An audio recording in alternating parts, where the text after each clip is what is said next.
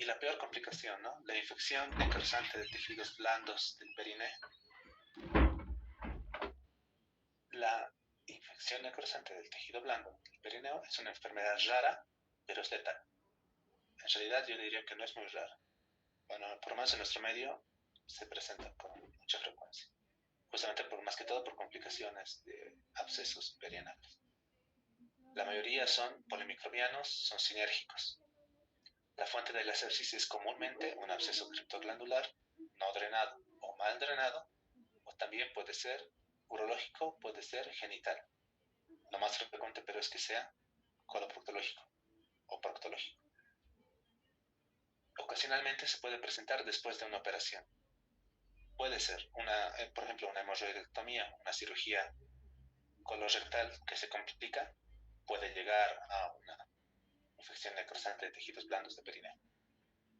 Los pacientes inmunocomprometidos, los pacientes diabéticos tienen mayor riesgo. Al examen físico encontramos piel necrótica, ampollas, crepitaciones y signos de toxicidad sistémica, que esto realmente se asocia a inestabilidad hemodinámica. El tratamiento, la intervención quirúrgica, el drenaje, el debridamiento necrótico. Esta intervención quirúrgica rápida puede salvar la vida. El debridamiento quirúrgico de todo tejido no viable es necesario. Todo lo que está muerto hay que sacarlo.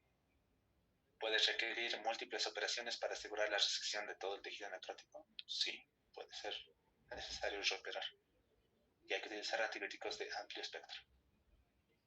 Hay casos en los cuales el tejido está tan dañado, la parte anal está tan comprometida, que a veces realizamos una colostomía para derivar el tránsito intestinal, para darle más chances al tejido de que se recupere. Generalmente esto es temporal, pero cuando está muy dañado el esfínter, está muy dañado el ano, a veces puede terminar siendo terminal, ¿no? Una colostomía terminal total. Si nosotros utilizamos esta medida, nos ayudará a que cicatrice, también nos evitará la contaminación de las heces a la herida. Puede ayudar. Aún así, con la cirugía y todo, incluso con un diagnóstico precoz y demás, cuando tenemos una infección necrosante de tejidos blandos del peritoneo, la fascitis necrotizante del perineo, pues la mortalidad es aproximadamente del 50%. O sea, no es un chiste, es una enfermedad muy importante, es una enfermedad grave. Y bueno, ya para finalizar la última parte de nuestra clase de hoy, las hemorroides. Y de tiempo el texto nos manda un punto clave respecto a las hemorroides, y nos dice, ¿no? Las hemorroides son dilataciones varicosas de los cojinetes de tejido submucoso que contienen vénulas, arteriolas y fibras musculares lisas. Se cree que desempeñan un papel en el mantenimiento de la continencia, porque en reposo ayudan a cerrar nuestro espacio anal. La resección solo está indicada para los síntomas resistentes al tratamiento, justamente porque nos ayudan con la continencia. Si no sirvieran para nada, pues se podrían resecar. Pero si realmente son muy persistentes, son muy molestosas, en esos casos sí se reseccionan, sí se operan. Y bueno, el texto nos dice, ¿no? Las hemorroides son almohadillas del tejido submucoso que contienen vénulas, arteriolas y fibras musculares lisas que se encuentran en el canal anal. Nos menciona, hay 3 almohadillas hemorroidales. No hay una imagen del texto, pero encontré esta imagen que nos muestra, ¿no? ¿Cuáles son? Nos dice, vamos a tener 2. Bueno, si esto lo dividimos en izquierdo y derecho, vamos a tener 3. En el lado izquierdo solamente 1. Y en el lado derecho vamos a tener 2. Un derecho anterior, un derecho posterior. Aquí el texto, bueno, esta imagen además nos muestra los radios, ¿no? Que el texto no los menciona, pero es bueno saberlo. Si este es un reloj, ¿no? Las manecillas del reloj, los radios serían en el radio 3, en el radio 7 y en el radio 11, es donde se encuentran las almohadillas hemorroidales. Pero no son las únicas, pueden tener almohadillas accesorias. Pero bueno, volvemos al texto. Se cree que funcionan como parte del mecanismo de continencia y ayudarían a cerrar el canal anal cuando se encuentra en reposo. Debido a que forman parte de la anatomía no rectal, el tratamiento quirúrgico solo se indica cuando estas son sintomáticas. Puede existir el prolapso hemorroidal. Este se produce por una congestión venosa del plexo hemorroidal, cuando existe esfuerzo excesivo, aumento de la presión intraabdominal y ante la presencia de heces duras. También puede producir sangrado, trombosis y el prolapso sintomático. Entonces, estamos hablando, ¿no? Aquí vamos a tener las externas, y aquí se encuentran a nivel de nuestra zona de transición las internas. Estos cojinetes de acá son justamente de las internas. Tenemos aquí una pregunta, y esta lo vi en un examen pasado, pero no estaba configurado de esta forma, estaba de una forma muy confusa, pero lo traté de ajustar un poco para que se entienda la idea. Nos dice, un apéndice cutáneo es la piel fibrosa redundante en el borde anal que persiste como residuo de un absceso perianal, una fisura anal, una hemorroide externa trombosada, una no trombosada, un trauma perianal. Justamente en esa pregunta, uno de los incisos era apéndice cutáneo, o sea, no se entendía muy bien.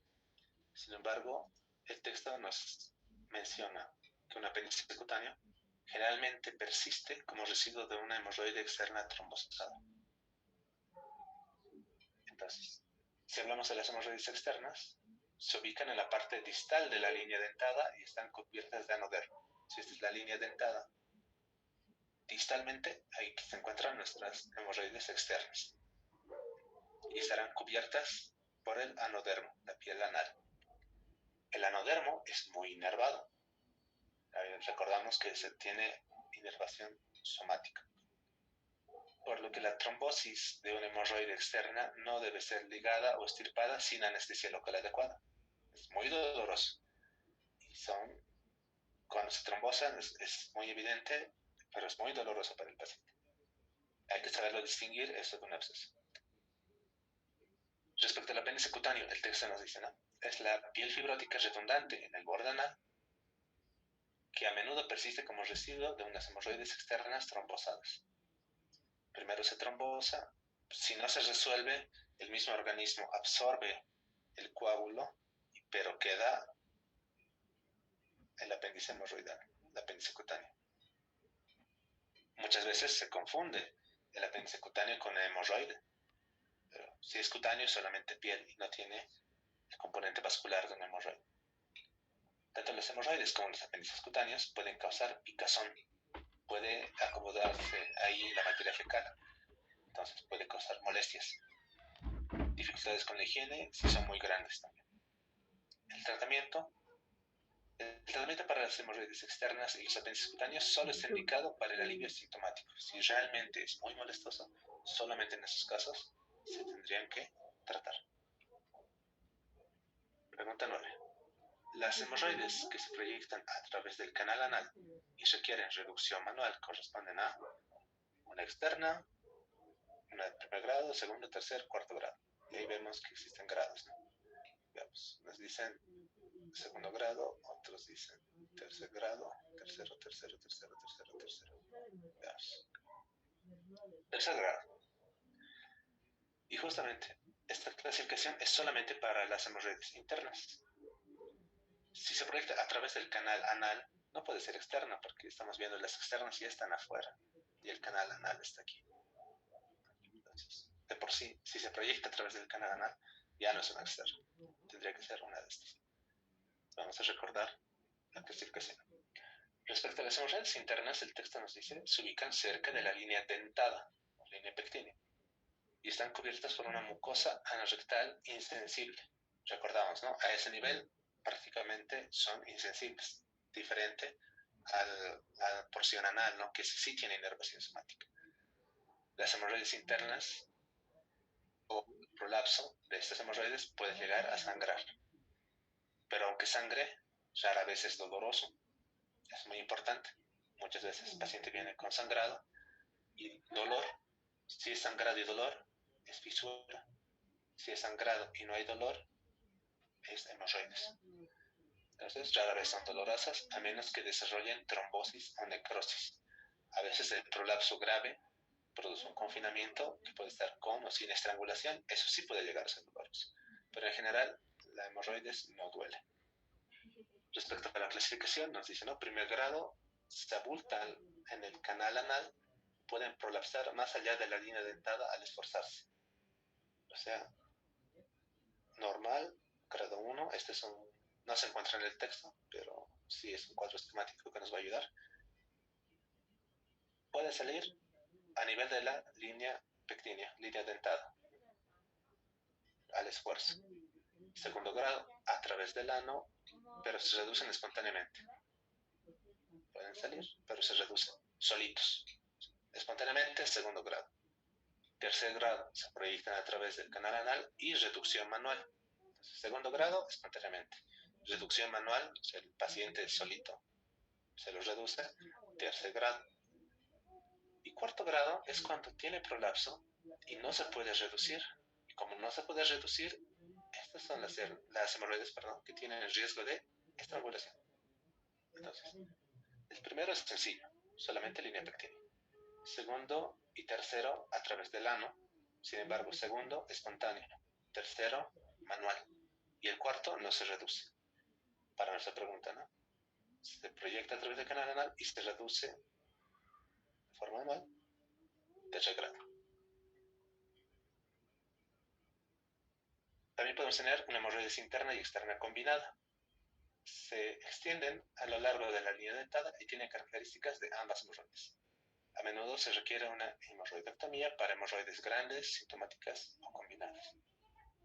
También existe la hemorroides postparto. Son el resultado de la tensión durante el trabajo de parto. Puede estar asociado a edema, trombosis o hasta estrangulación. La hemorroidectomía suele ser un tratamiento de elección, en especial cuando sí es un cuadro con síntomas crónicos. Y también existe una relación, o hay que describir una relación entre la hemorroides y la hipertensión portal. Y el texto nos dice, no, tradicionalmente se pensaba que la hipertensión portal aumentaba el riesgo de hemorragia hemorroidal y a la vez de hemorroides. Ahora se entiende que no es tan frecuente. Sin embargo, pueden aparecer varices rectales, que son diferentes a las hemorroides. Y estas varices sí pueden sangrar, pueden causar hemorragia en el paciente. La mejor forma de tratarlas es controlando la hipertensión portal. Y si la hemorragia es masiva, puede requerir una ligadura. Debe evitarse en estos pacientes una hemorroidectomía quirúrgica, porque por su estado de hipertensión portal hay mayor riesgo de hemorragia masiva y también va a ser difícil controlar la hemorragia por la presencia de las varices. El tratamiento. Primero, el tratamiento médico nos menciona, ¿no? El sangrado de las hemorroides de primer y segundo grado se puede tratar, o sea, esto será con una resolución espontánea y hay que tratarlo con adición de fibra a la dieta, ablandadores de heces, aumento de ingesta de líquidos, como hemos mencionado, para cuadros de estreñimiento, cuando hablábamos de colon irritable, ¿no? La parte psicológica, el estrés, evitar la tensión, ayuda. Y si el paciente presenta prurito, se puede mejorar con la higiene. Como hemos visto, cuando prolapsan o tenemos apéndices cutáneos, pues ahí puede quedar residuos de heces que son molestos. Entonces, con mejor higiene puede mejorar un poco la molestia de prurito. Ahora, también hay que tomar en cuenta que muchos medicamentos que son tópicos y de venta libre son desecantes y en algunos casos, ¿no?, relativamente ineficaces. Lo ideal es este manejo. Dentro de los procedimientos para tratar las hemorroides, pues tenemos una gran variedad de procedimientos y son los que nos muestra el texto, comenzando por el tratamiento con goma elástica, que es la traducción del libro, pero es lo que nosotros conocemos como banda elástica, o han debido escuchar. Nos dice, el sangrado persistente de las hemorroides de primer, segundo y tercer grado seleccionadas pueden tratarse mediante una ligadura con goma o banda elástica. En cada visita, o sea, en cada sesión, solo se puede colocar la banda en uno o dos cuadrantes de los tres que teníamos, no en los tres. Si se coloca en la línea dentada, si es muy profundo donde se coloca la banda, pues produce intenso dolor. Y más o menos, ¿cómo es el aparato? Ingresa, toma la hemorroide, hay que tomarla y tiene un disparador que nos anuda, que nos coloca la banda elástica en la base del hemorroide, produciendo que esta ya no se irrigue, se necrose y se caiga. Pero lo hace en el tiempo, entonces le da chance de que aquí se cicatrice y no sangre tanto. Puede haber sangrado, sí, pero ya no es un sangrado extenso y la hemorroide se cae. Es la ventaja de este tratamiento con banda elástica. Tiene complicaciones por el dolor. Cuando la ligadura llega al esfínter externo, puede llegar a comprometer el esfínter externo, puede producir retención urinaria en un 1% de los pacientes. Puede producir infección, sí. Es poco frecuente que esta infección sea necrosante, lo que habíamos mencionado antes, ¿no? Pero si se presentara, este es potencialmente mortal. Si hay infección, pues el paciente tendrá dolor intenso, fiebre y también retención urinaria. Si existen estos datos, son signos precoces de infección. En estos casos, es necesaria una exploración bajo anestesia, cirugía, depredamiento del tejido necrótico si existiera, también drenaje de absceso si es que hay absceso, y antibióticos de amplio espectro. Otra complicación es el sangrado. Este sangrado generalmente no es muy inmediato, puede presentarse de 7 a 10 días después, que suele ser autolimitado y está en relación justamente al desprendimiento de la hemorroide. Pero si llegara a persistir, va a requerir la exploración bajo anestesia y la ligadura de la hemorroide mediante sutura.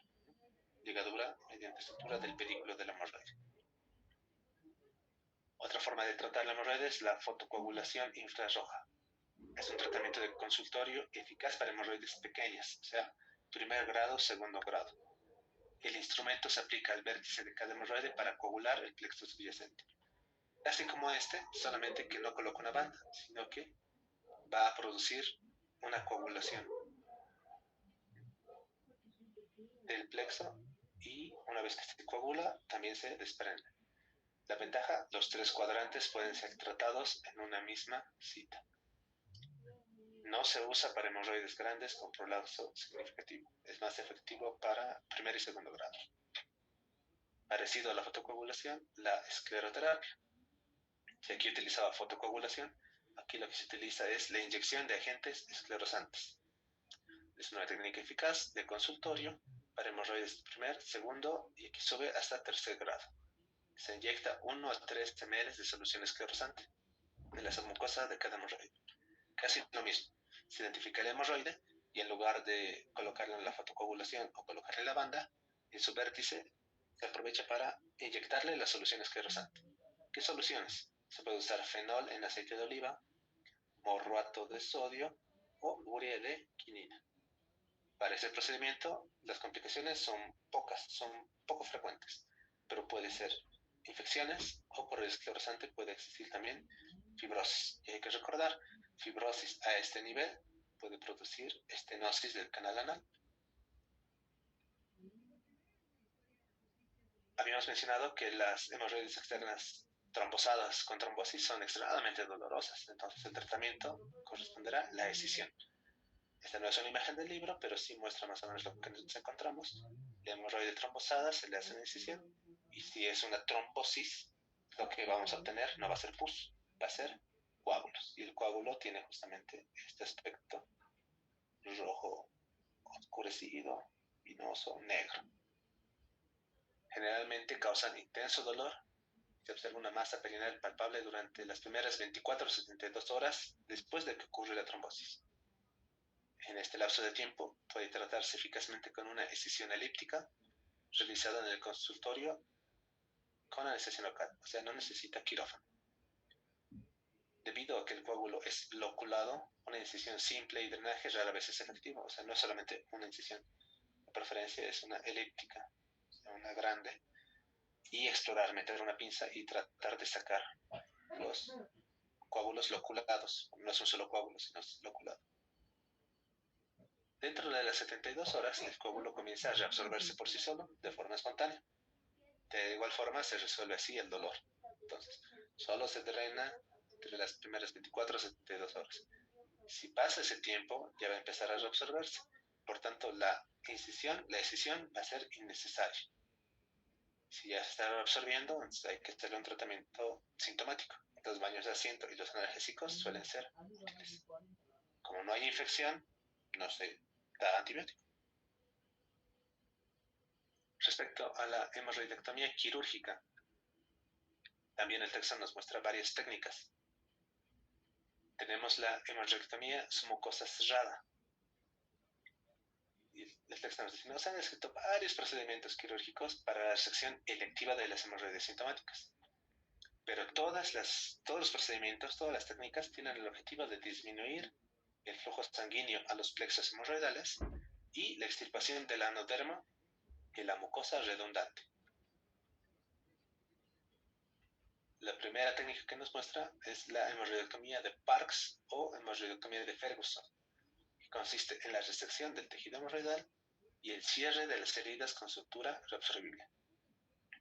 Entonces, el procedimiento en resumen es el paciente en decúbito prono o litotomía con anestesia local, con anestesia regional o general, que esta posición tiene un nombre, ¿no? Es posición en navaja sevillana, también le llaman posición de Jackson Knife, pero no lo describe el texto, ¿no? Solamente dice decúbito prono. En la parte del gráfico, en la explicación del gráfico, sí lo menciona posición en navaja, pero recibe también esos otros nombres. Una vez el paciente se encuentra en posición, anestesiado, se examina el canal anal, se inserta el espéculo y se identifican los cojinetes hemorroidales. Como se ve aquí, se toma el hemorroide y se extirpa mediante una incisión elíptica, evitando las fibras del esfínter interno.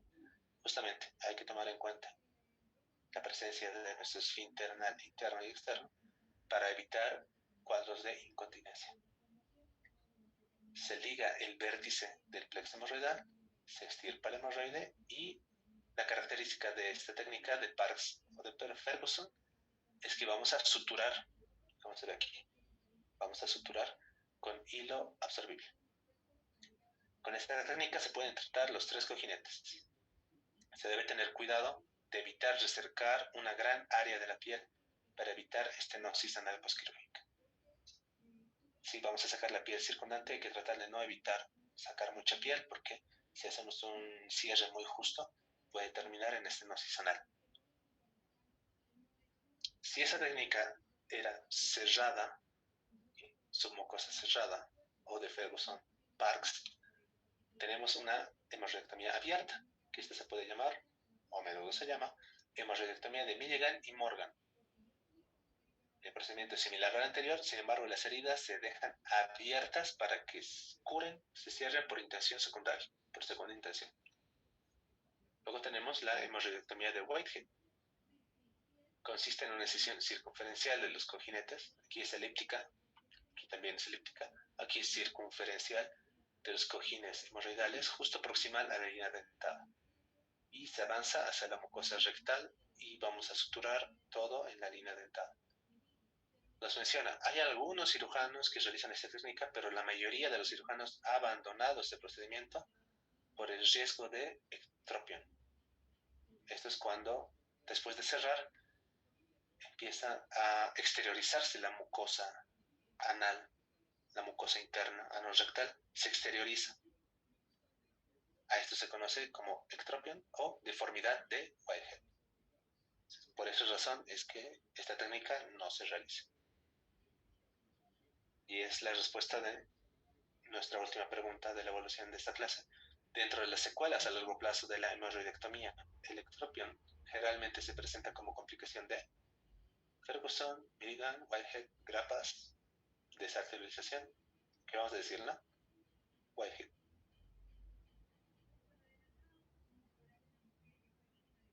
Ahora existe un procedimiento que sirve tanto para el prolapso, o sea, para una hemorroide prolapsada y para la hemorroide como tal. Es la hemorroidopexia con grapas. Utiliza este instrumental que es muy similar a una grapadora circular de las grapadoras para anastomosis terminal que habíamos visto en nuestras anastomosis anorrectales. ¿qué es lo que hace? Ingresa y dentro de la grapadora tiene que tomar la hemorroide prolapsada y secciona, dispara y grapa todo a su alrededor en 360 grados. Ideal para pacientes con hemorroides de segundo y tercer grado. Varios estudios sugieren que es un procedimiento seguro y eficaz, pero es que como dispara así de una forma tan general, si bien puede producir menos dolor y menos discapacidad postquirúrgica, existen riesgos a complicaciones que son equivalentes a la cirugía abierta, lo que hemos visto con Ferguson o con Milligan. Pero la recurrencia es menor en las técnicas abiertas. En nuestra técnica abierta o nuestra técnica mucosa cerrada, submucosa cerrada, la recurrencia es menor. Hay más recurrencia con esta técnica. Tiene complicaciones importantes, o sea, se puede presentar dolor anal crónico, la presencia de la sutura. Puede haber bacteriemia, puede producirse una fístula rectovaginal, formación de estenosis rectal obstructiva o, en algunos casos, hasta una perforación rectal. También existe la ligadura de la arteria hemorroidal guiada por Doppler, o también conocido como desarterialización hemorroidal transanal. Entonces, lo que hace es utilizar, aquí se puede ver el equipo Doppler, que la sonda Doppler lo que hace es identificar la arteria o las arterias del plexo que van a alimentar el plexo, y nos vamos más arriba del hemorroide, nos vamos hacia estas arterias y se ligan.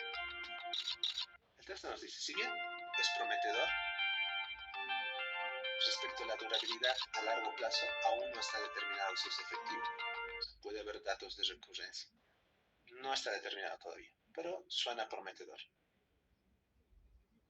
Las complicaciones de las cirugías, de las hemorroidectomías, respecto al dolor postquirúrgico, tras una hemorroidectomía por escisión, requiere analgesia oral. Puede ser útil el uso de AINES, relajantes musculares, analgésicos tópicos también, y medidas de confort, lo que vienen a ser los baños de asiento.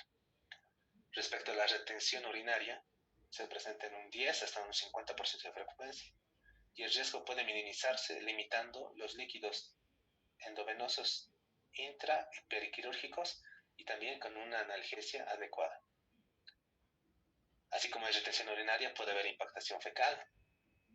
El dolor logra también producir impactación fecal. Entonces, el riesgo disminuye con enemas prequirúrgicos o con una preparación mecánica limitada del intestino, y también laxantes postquirúrgicos y un adecuado control del dolor.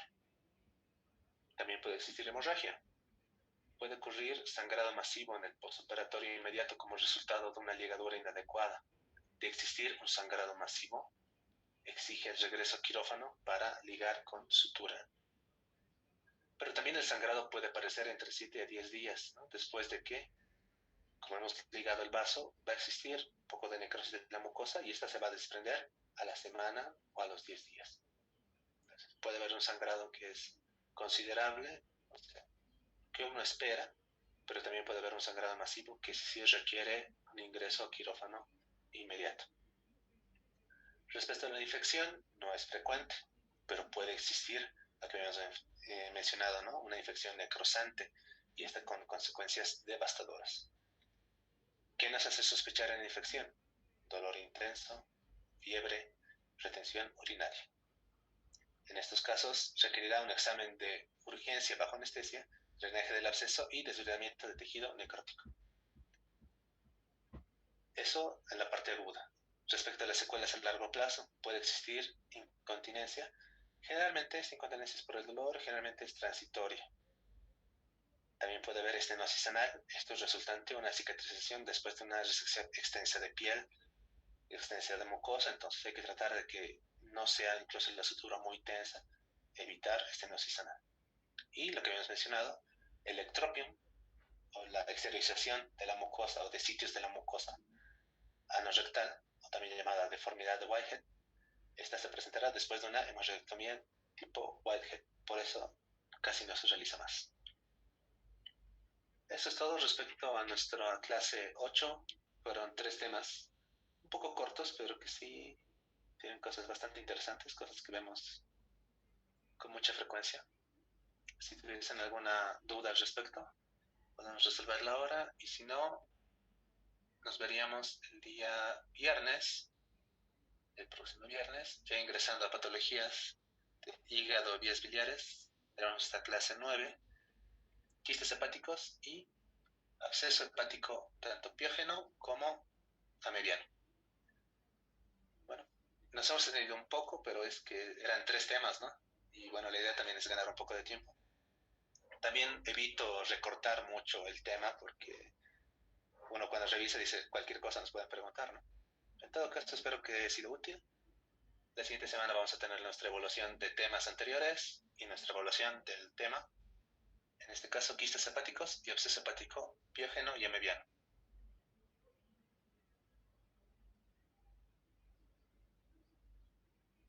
Los sábados ya no tenemos clases de cirugía. Las clases de cirugía este mes y hasta el examen van a ser solamente los días viernes a las 7:30.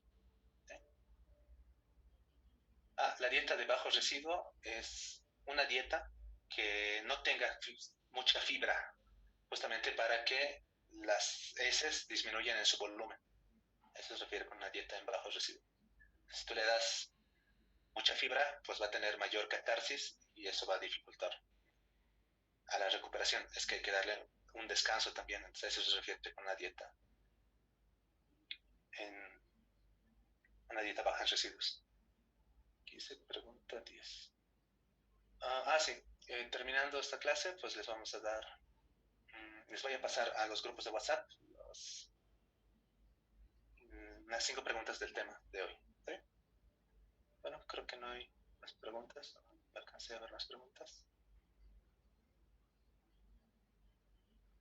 Tratamiento de megacolon. Bueno, no es parte de nuestro tema, ¿no? Pero habíamos mencionado cuando hablamos de megacolon, en el texto por lo menos, nos mencionaba que la etiología eran 2. Licoma y apéndice cutáneo es lo mismo. Licoma, más que todo, se encuentra, bueno, tratando de, todavía no vamos a responder esta pregunta. Respecto al licoma, esto sí está más dirigido a nuestro tema. El licoma se encuentra más en fisura, ¿no? Y es una lesión centinela de una fisura anal crónica. Entonces, el apéndice cutáneo, como nos dice el texto, es más que todo relacionado a una trombosis que se puede haber drenado o que se ha reabsorbido y ha quedado el exceso de piel.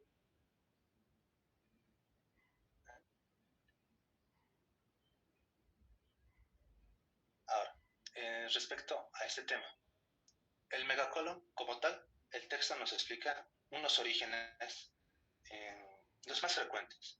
Uno puede ser congénito, que era nuestra enfermedad de Hirschsprung, y el otro que era adquirido, pero el adquirido por infección. En cambio, muchas veces podemos tener un megacolon o un megasigma secundario a una cicatrización excesiva de un procedimiento quirúrgico previo, muchas veces por una estenosis a nivel más inferior, o sea, en este caso inferior al sigma estaría el recto, una estenosis a ese nivel. Entonces, esta es la que produce la dilatación en el sigma. No vendría a ser un Hirschsprung, ni tampoco vendría a ser una enfermedad de Chagas. Entonces, la cirugía, que el texto nos dice, ¿no? La cirugía se utiliza generalmente para reseccionar el segmento que se encuentra dilatado. En este caso, si es secundario a una estenosis rectal, la cirugía de Guhamel no solamente sacará pues el colon, el colon o el colon sigmoide que está dilatado, pues también tendrá que extenderse hasta el sitio de la estenosis y sacar eso más. El texto no lo menciona, o sea, no por lo menos en la parte de megacolon como tal, como les digo. En el texto menciona el megacolon congénito y el adquirido infeccioso. Pero sí, puede presentarse como consecuencia de una cicatrización o otra enfermedad que afecte el recto. Esta también puede dilatar el colon y manifestarse como un megacolon sigmoide y que también puede eliminarse.